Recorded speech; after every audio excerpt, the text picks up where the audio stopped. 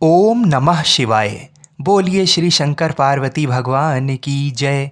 नमस्कार मित्रों, स्वागत है आपका अपने चैनल गुरुवाणी में। मित्रों, वैशाख मास के कृष्ण पक्ष की त्रयोदशी को प्रदोष का व्रत रखा जाएगा और ये प्रदोष व्रत 17 अप्रैल दिन सोमवार को पड़ रहा है। सोमवार को पड़ने वाला प्रदोष व्रत सोम प्रदोष के नाम से जाना जाता है और ये प्रदोष सभी प्रदोषों में सबसे बड़ा माना जाता है। मान्यता है कि यदि कोई व्यक्ति सोम प्रदोष व्रत को विधि विधान से करता है तो उसके जीवन से जुड़े सभी दोष रोग शत्रु दूर हो जाते हैं और उसे सुख संपत्ति और सौभाग्य की प्राप्ति होती है। सोम प्रदोष का व्रत करने वाले साधक पर हर समय शिव जी और माता पार्वती की कृपा बरसती है।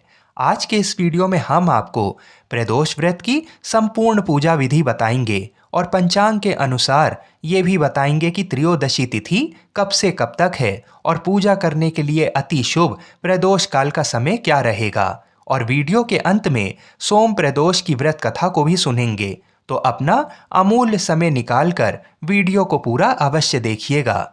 सोम प्रदोष के दिन सुबह सवेरे जल्दी उठना चाहिए और उठते ही भगवान शिव और माता पार्वती का ध्यान करें। फिर उसके बाद किसी भी पवित्र नदी में स्नान करें और अगर नदी में स्नान करना संभव ना हो तो घर पर ही नहाने के जल में गंगा जल या किसी भी नदी का पवित्र जल मिलाकर स्नान करें।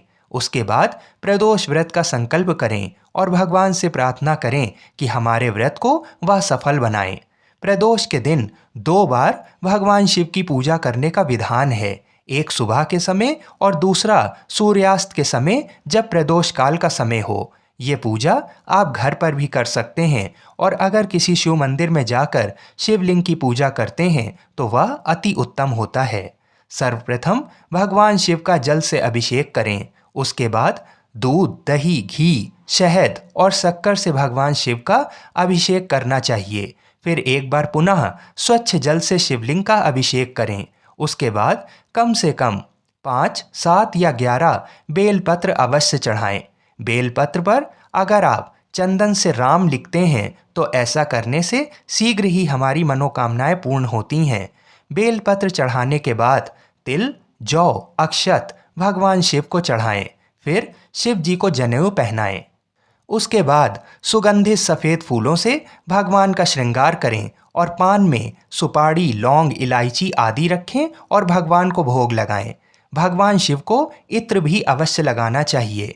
माता पार्वती को गुलाब या लाल गुड़हल का फूल अत्यधिक प्रिय है और इस दिन गुलाब या गुड़हल का फूल माता पार्वती को अवश्य चढ़ाएं। उसके बाद दूध से बनी मिठाइयाँ भगवान को अर्पित करें। इस प्रकार से पूजा पाठ कर लेने के बाद सोम प्रदोष की व्रत कथा को सुनना चाहिए।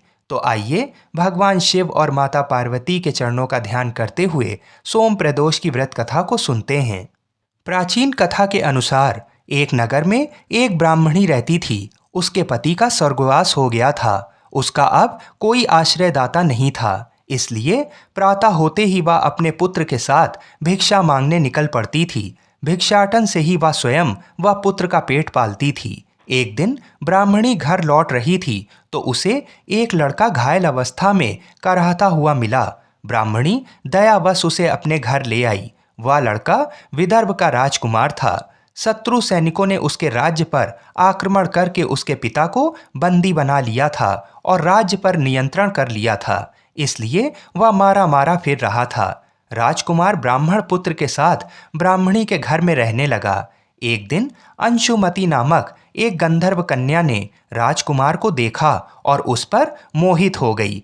अगले दिन अंशुमती अपने माता पिता को राजकुमार से मिलाने लाई। उन्हें भी राजकुमार बेहद भा गए। कुछ दिनों बाद अंशुमती के माता पिता को शंकर भगवान ने स्वप्न में आदेश दिया कि राजकुमार और अंशुमती का विवाह कर दिया जाए। उन्होंने वैसा ही किया। ब्राह्मणी प्रदोष व्रत करती थी। उसके व्रत के प्रभाव और गंधर्व राज की सेना की सहायता से राजकुमार ने विदर्भ से शत्रुओं को खदेड़ दिया और पिता के राज्य को पुनः प्राप्त कर आनंद पूर्वक रहने लगा। राजकुमार ने ब्राह्मण पुत्र को अपना प्रधानमंत्री बनाया। ब्राह्मणी के प्रदोष व्रत के महात्म्य से जैसे राजकुमार और ब्राह्मण पुत्र के दिन फिरे, वैसे ही शंकर भगवान अपने दूसरे भक्तों के भी दिन फेरते रहें। इस प्रकार से कथा सुनने के बाद भगवान शिव और माता पार्वती की आरती करें। आरती करने के बाद जो भी भगवान को आपने भोग लगाया है उस प्रसाद को किसी ब्राह्मण या गरीब लोगों में अवश्य बांटें।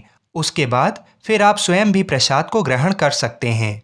इस प्रकार से पूजा पाठ करने से भगवान शिव और माता पार्वती शीघ्र ही प्रसन्न हो जाते हैं। आइए अब वाराणसी के पंचांग के अनुसार ये जान लेते हैं कि त्रयोदशी तिथि कब से कब तक है और पूजा करने का प्रदोष काल का समय कब से कब तक है। त्रयोदशी तिथि 17 अप्रैल को शाम 3:46 से प्रारंभ होगी और अगले दिन यानी 18 अप्रैल को दोपहर 1:27 पर समाप्त होगी। सूर्यास्त के समय प्रदोष काल में त्रयोदशी तिथि 17 अप्रैल को होने के कारण प्रदोष का व्रत 17 अप्रैल को ही रखना शास्त्र अनुसार सर्वोत्तम रहेगा। आइए अब जान लेते हैं कि पूजा करने का प्रदोष काल का समय कब से कब तक रहेगा। 17 अप्रैल को प्रदोष काल का समय शाम 6:21 से लेकर रात 8:36 के मध्य में रहेगा। आपको पूरा प्रयास करना चाहिए कि बताए गए प्रदोष काल में ही अपनी सोम प्रदोष की पूजा अवश्य कर लें। भगवान शिव और माता पार्वती हम सभी की मनोकामनाओं को पूर्ण करें और भगवान शिव और माता पार्वती का आशीर्वाद आप पर और हम सब पर सदा सर्वदा बना रहे। हम ऐसी ही मंगल कामना करते हैं। हर हर महादेव।